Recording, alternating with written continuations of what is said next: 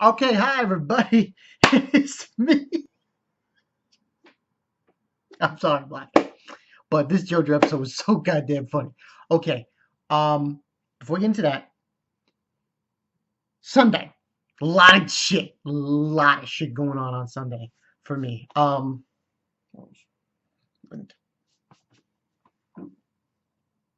it is. Anyway, a lot of shit going on Sunday.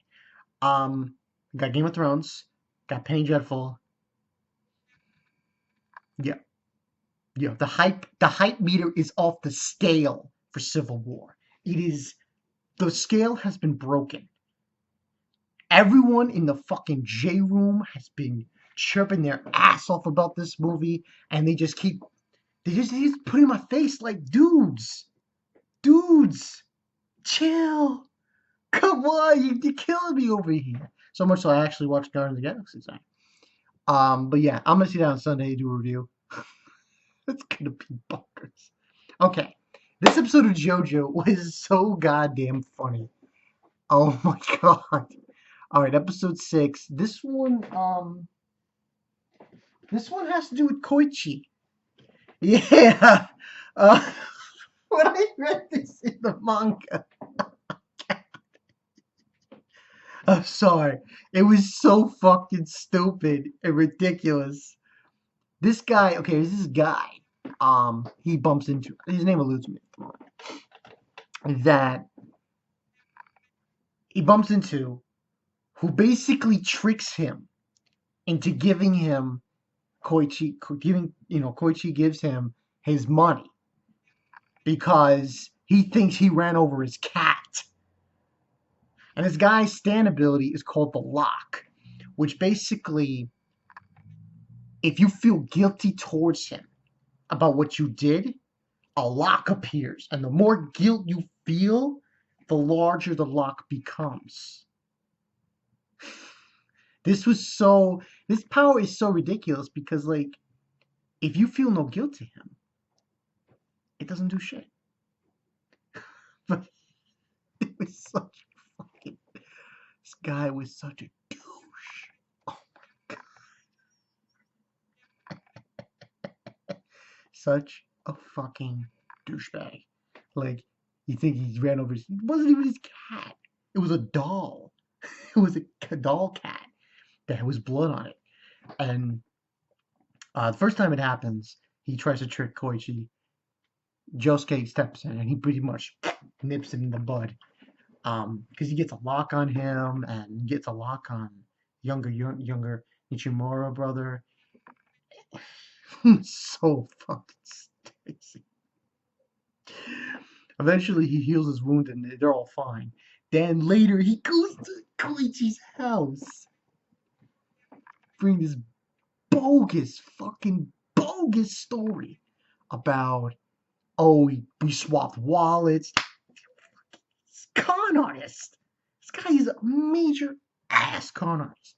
Also in this episode, which was fucking beast, Koichi, he releases his stand and he goes Super Saiyan like Jesus. And his stand, which emerges from the egg, is weak, but not so. It's weird. His ability stand is basically when he hits you, it doesn't hurt.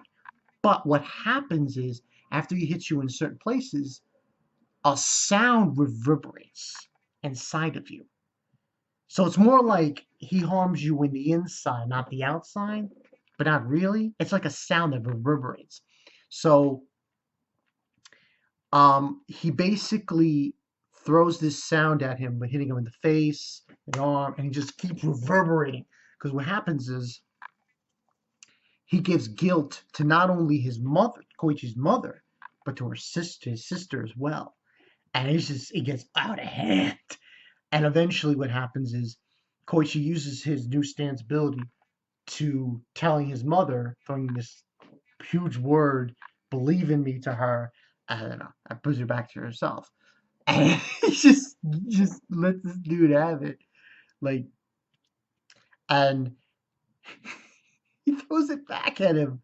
He's saying, like, he's about to beat the shit out of him, and he gave him more sounds reverberating in his face, in his inside of him, and he lets the locks go, and it was so fucking.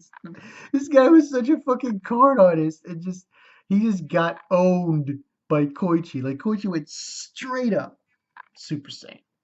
Just it was just insane. But he basically now serves Koichi. He's carrying his book bag and shit. It was hilarious. It was just so fucking amazing.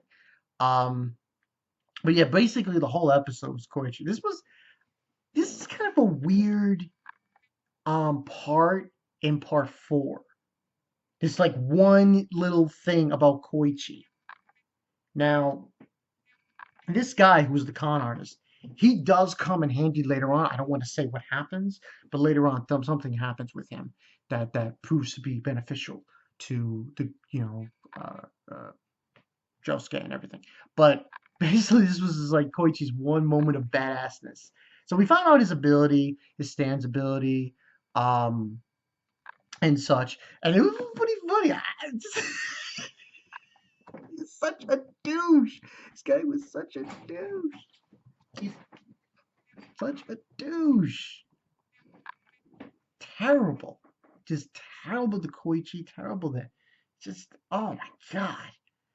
I just wanted to beat the shit out of the guy. And he's just so pathetic in the end.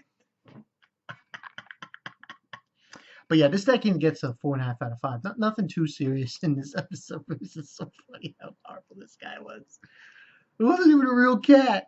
It wasn't his cat either. So, I remember in the manga, I was laughing my ass off. Like, what the fuck is this guy doing?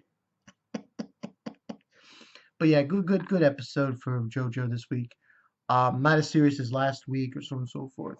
But we're gonna get into more serious territory very soon. I think like episode 10, we're going to get into, by episode 10, we should be getting past the part that I was up to. Because where I stopped with the reading of the manga was what's about to happen, which is this another stand user that's going to be introduced. So should be fun, should be interesting. Tell me what you guys think in the comment section below. It's just con artist. He's like getting money. He's like he's just fucker was said he was gonna take his house. Like, dude, yo, bruh, back off, back the fuck up. You look like you look like he was the size of Koichi. So like what the fuck are you gonna do? I mean, his stand power was pretty cool. Lock, guilt, but in a real fight, I just can't. How can that be any useful? Koichi's power, that's that could reverberate in people. You could use it a few times and can help in a certain situation. But yeah, that's the story. Bankai 2. I'll see you guys later. I give this, like I said, 4.5 out of 5. It's 4. Oh man. I'll see you guys later. Peace.